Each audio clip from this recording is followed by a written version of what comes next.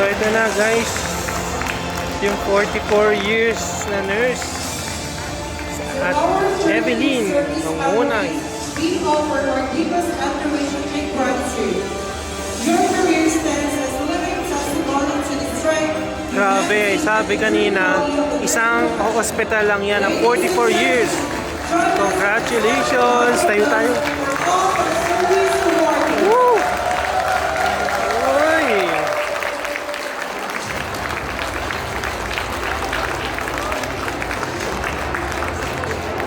Grabe, no? 44 years, OMG! Security Forces Hospital. Yeah. Sabi kanina, 44 years sa isang hospital lang guys. Grabe. Ako 14 years pa lang, so 30 years pa. Congratulations po, Mamita. Galing.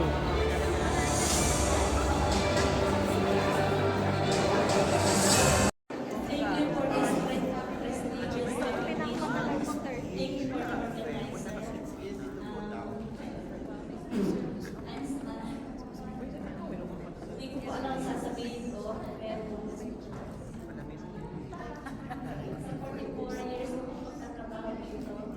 Hindi lang to ang aking financial, ng prestige, kundi ang alaman ko sa nurses. I gain knowledge through patients care and everything. Una po ako dumating dito, 14.4 ko sa Saudi calendar. Ano yun? 15 pesos pa lang po per dollar during that time. Sa ako po ay 2,550. I stayed in Riyadh for 1 year. And polyclinic, security courses, dispensary. After 1 year,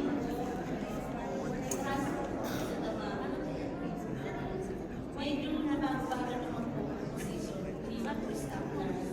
Trabaho ako sa office ng director. Bilang VIP representative. Ako po ang nag-asikaso ng mga VIP patients. Lahat po mula sa appointment, sa mga appointment. After po ng ilang taon, naiba po ang director namin. Nagtrabaho po sa kanya. Naging center na po mga kasama. Patunay po, living po po sila, gaano po, gaano po ako nagtrabaho, as hard as study. Ako po tumatayo na sa ilang dahil ako lang po pinagsimulan sa mga. Bilang po financial, ang dahilan po bakit nagtatagas ng mga kalagdagan na rin po dito ang knowledge na nagiging natin, ang trust ng ating employer. Pati na rin po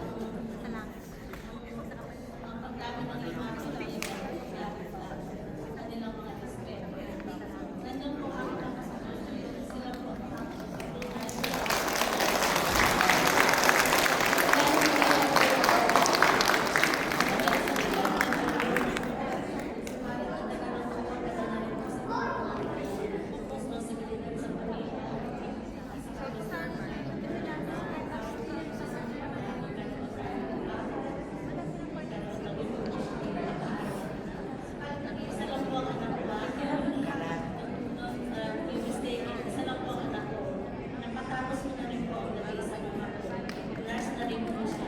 Oh, praise God.